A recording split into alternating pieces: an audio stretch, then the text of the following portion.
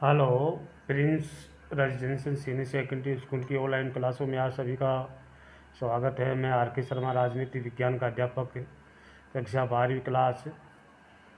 न्यायपालिका के बारे में अपन चल रहे थे कि न्यायपालिका की शक्तियाँ कौन कौन सी होती है, उसके अधिकार कौन कौन से हैं, उनके बारे में मैंने आपको अवगत करवा दिया गया है कि न्यायपालिका के अधिकार कौन कौन से हैं, शक्तियाँ कौन कौन सी है, उसके बारे में जो है परिचित करवा दिया गया है।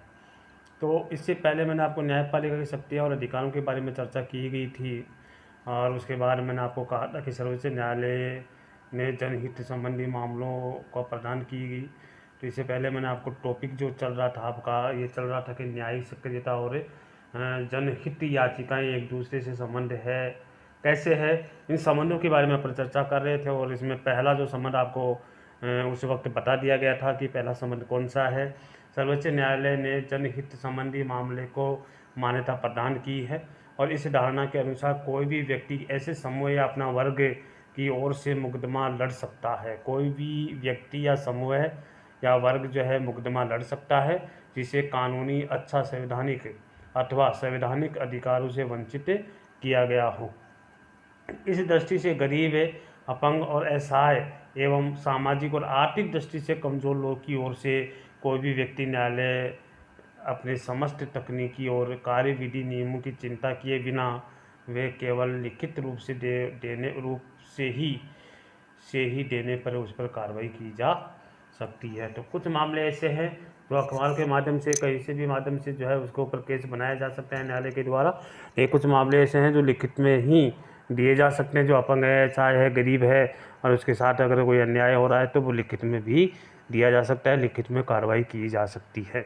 इसके बारे में चर्चा जो है 14 तारीख के जो क्लास में की जा चुकी है, और आज जो चर्चा होगी आपकी वो होगी दूसरे पॉइंट के ऊपर कि जनहित याचिका और न्यायिक सक्रियता में क्या संबंध है, उसके बारे में अपन चर्चा करेंगे। तो देखिए, दूसरा पॉइंट अपने पास है, संविधान के अनुच्छेद 21 की नवीन व्याख्या की गई है कि संविधान का अनुच्छेद 21 जो दे रखा है वो स्वतंत्रता का दे रखा है।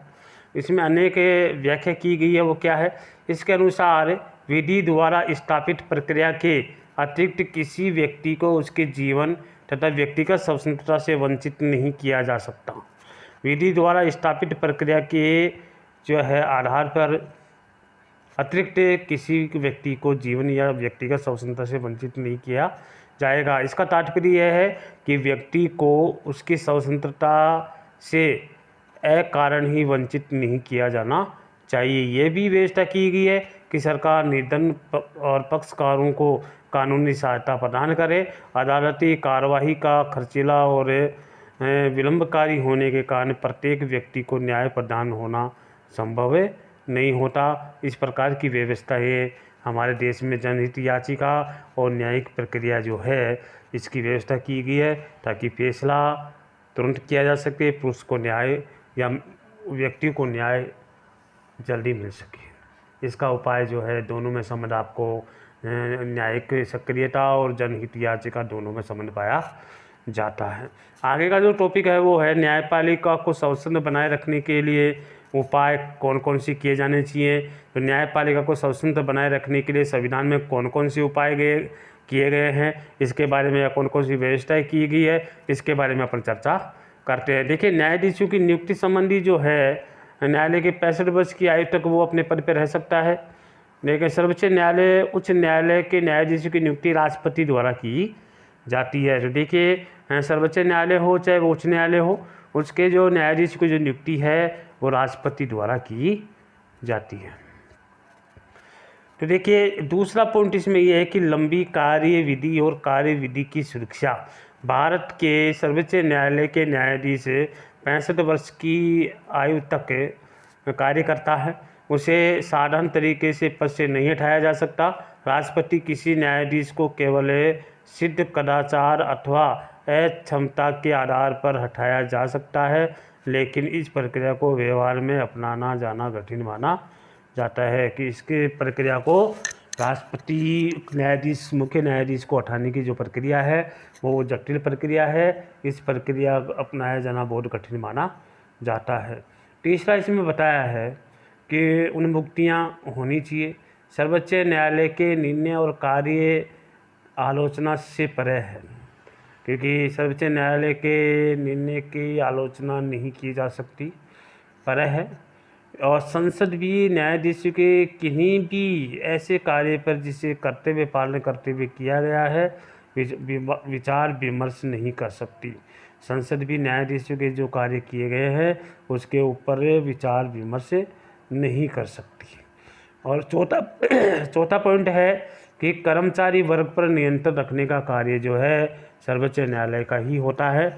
और वो देखिए, न्यायालय को कर्मचारी वर्ग पर नियंत्रण के अभाव में उसकी स्वतंत्रता को आघात पहुंच सकता है। अतः सर्वोच्च न्यायालय ने अपने कर्मचारी वर्ग पर पूर्ण नियंत्रण प्राप्त है और न्यायालय के सभी अधिकारी और कर्मचारी की नियुक्ति मुख्य न्यायाधीश के और अन्य न्यायाधीशों की सलाह पे की जाती है। तो देखिए, इसमें आपको जो बताया जा रहा है कि जो सर्वोच्च न्यायालय है उसको स्वतंत्र रखने के लिए हमारे संविधान में कौन कौन से तरीके अपनाए गए हैं, उन तरीकों की चर्चाएं जो है अपन कर रहे हैं। और उन चर्चाओं के बारे में मैंने आपको बताया गया है।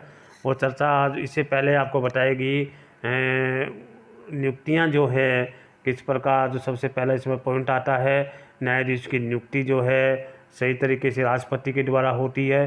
दूसरा जो पॉइंट इसमें आया, लंबी कार्य विधि तथा कार्य विधि की सुरक्षा के बारे में चर्चाएँ की गई।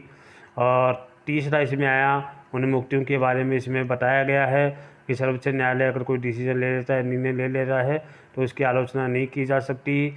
और उन्हें जो कार्य किया गया है उसमें किसी प्रकार का जो है संसद उन कार्यों के जो न्यायपालिका कार्य करती है उसमें अड़चन पैदा नहीं कर सकती, आक्षेप नहीं डाल सकती।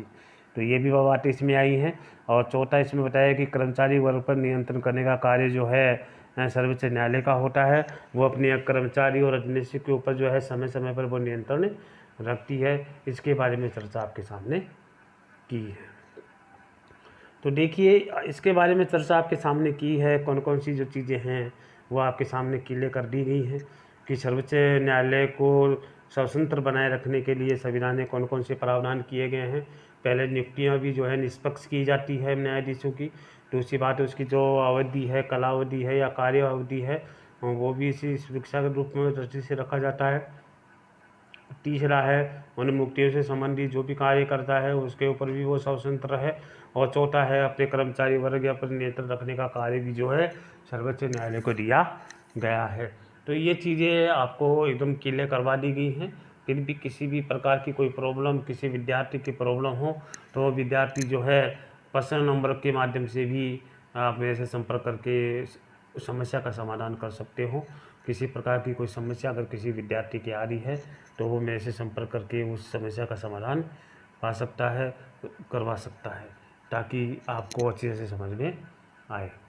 इसलिए अगर फिर भी जो मैं पढ़ा रहा हूँ न्यायपालिका में अगर कोई समझ में नहीं आ रहा हो तो कोई विद्यार्थी मेरे से पूछ सकता है ताकि उसकी समस्याओं का समाधान तुरंत किया जा सके अगर किसी प्रकार की समस्या आती है तो देखिए, मैंने आज जो है न्यायपालिका की स्वतंत्र बनाए रखने के लिए संविधान में कौन कौन से प्रावधान किए गए हैं उन प्रावधानों के बारे में मैंने आपके सामने चर्चा की है ताकि आपको अच्छे से समझ में आ जाए। फिर भी अगर किसी प्रकार की कोई समस्या आपके सामने आ रही है तो आप मेरे से संपर्क कर सकते हैं। तो देखिए, इससे पहले मैंने आपको न्याय सक्रियता और जनहित याचिका के बारे में जो संबंधों के बारे में चर्चा की थी।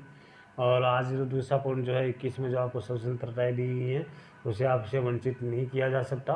तो ये भी चीज़ें आपके सामने दी गई हैं, इसके बारे में भी आपके सामने चर्चा की गई है।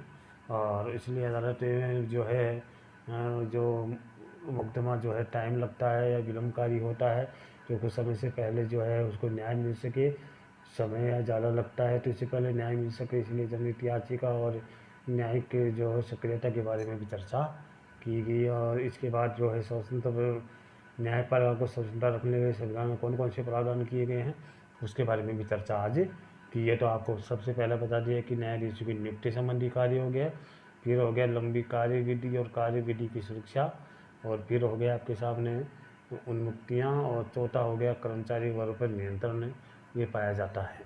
तो देखिए, अगर किसी विद्यार्थी को फिर भी किसी प्रकार की कोई समझ में नहीं आ रहा तो वो विद्यार्थी जो है मेरे से संपर्क कर सकता है। इसलिए आज की क्लास में बस इतना ही पढ़ाया जाएगा। आगे और भी रह गए हैं सर्वोच्च न्यायालय के स्वतंत्रता बनाए रखने के लिए कुछ पॉइंट और भी रह गए हैं। उन पॉइंटों को जो है अगली क्लास में आपको करवाया जाएगा। जब तक के लिए जय हिंद।